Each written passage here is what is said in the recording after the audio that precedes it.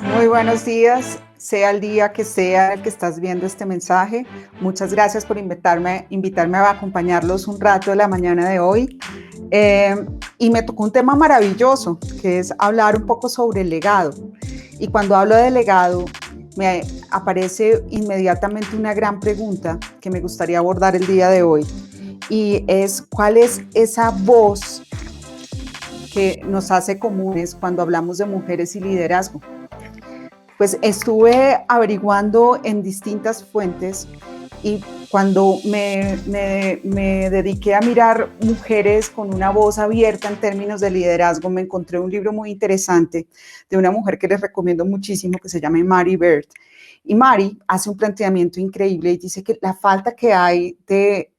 imaginario sobre cómo es esa voz de la mujer que es una líder.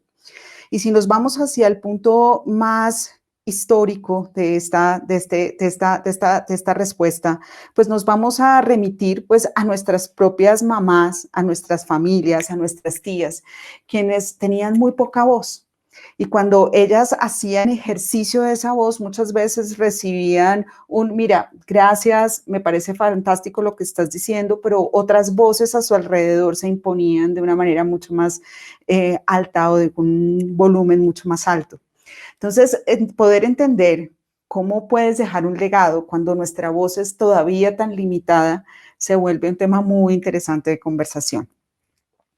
Para mí, esa voz asociada al liderazgo está muy relacionado también con el momento actual. Como ustedes saben, estamos en confinamiento, es un momento complejo en términos de lo que está pasando en nuestra humanidad. Pero si nos referimos a esos valores contundentes que hacen más importantes las voces de las mujeres que nunca, me gustaría hacer referencia a las voces de esas 8 mujeres líderes, presidentas de diferentes tipos de naciones como Noruega o Finlandia, que están llevando a sus países a unas decisiones con respecto a este momento muy acertadas y muy llenas de algo que está muy de moda que se llama empatía.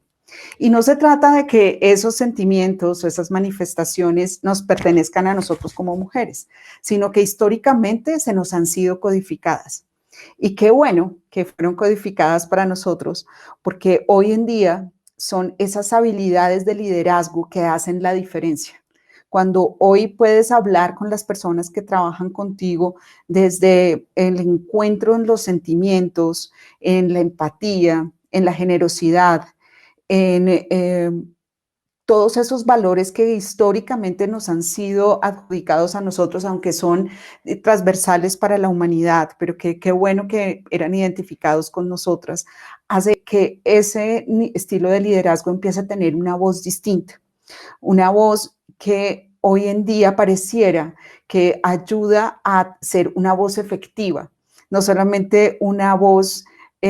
llena de sentimientos que muchas veces se nos ha catalogado como demasiado sentimentales cuando llegamos a tomar decisiones desde el punto de vista del liderazgo femenino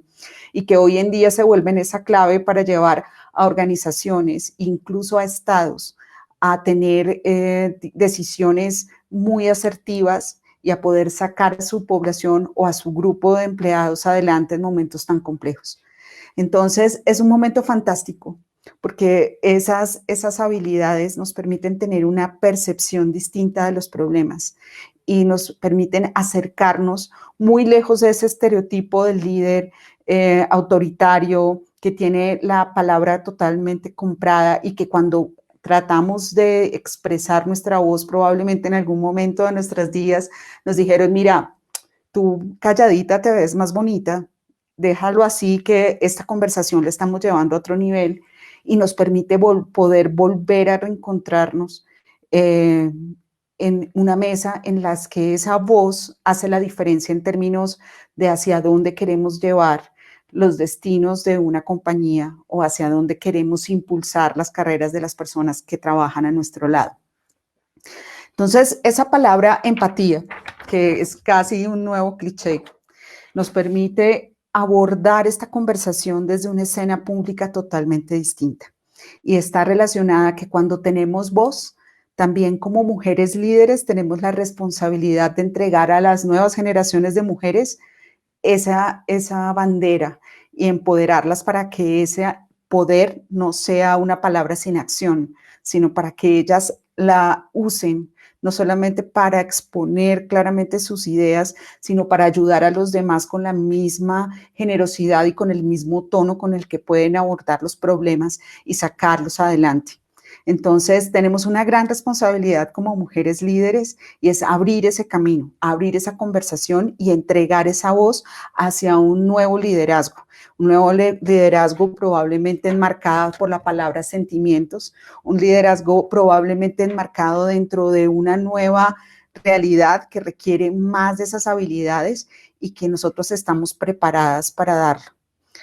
Muchas mujeres se han unido a esa voz, incluso en otros momentos históricos, incluso cuando nos referimos incluso un poco a los griegos, nos damos cuenta que esa voz estaba solamente encaminada a defender un punto de vista en momentos críticos. Hoy en día tenemos voz en la política, en la economía, en la ciencia, que se vuelve un punto crítico en este momento para la evolución hacia la innovación. Entonces, busquemos que esas nuevas niñas también en un momento de la adolescencia donde son más vulnerables, no dejen a un lado las habilidades matemáticas, no dejen a un lado el deseo de ser grandes científicas, no dejen a un lado ese deseo de transformar el mundo, porque en ese momento probablemente tomen una decisión errada al no sentirse validadas dentro de su discurso y no sentir que esa voz realmente puede transformar la manera como percibimos la realidad y hacia dónde queremos llevar el mundo.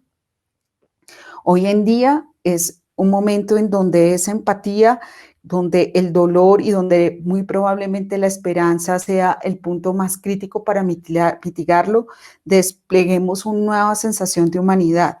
y que esa voz que antes, al oírse como una voz líder, se confundía como una voz arrogante, como una voz un poco masculinizada, hoy en día se reivindique en términos de su aporte, no solamente al mundo del marketing, sino a la humanidad en un momento tan complejo y donde es tan necesaria, ¿sí? Porque es muy curioso y muy común que cuando haces ese ejercicio de ser muy vocal, de llevar hacia adelante lo que pienses y lo que sientas, se te confunda como una persona arrogante o se te confunda con una persona muy poco empática. Hoy en día esas habilidades tienen que permitir que nuestra voz sea reivindicada y lo que está mal no es lo que decimos, sino el rol que jugamos dentro de una sociedad. Entonces, cambiemos ese rol y hagamos ejercicio, ¿sí? El ejercicio de dar esa voz y esa bandera a las nuevas generaciones, porque ellos traen una gran cantidad de ideas que realmente hacen la diferencia y que hacen que percibamos el mundo de una manera muy distinta cuando les damos la posibilidad de expresar lo que quieren y lo que sienten.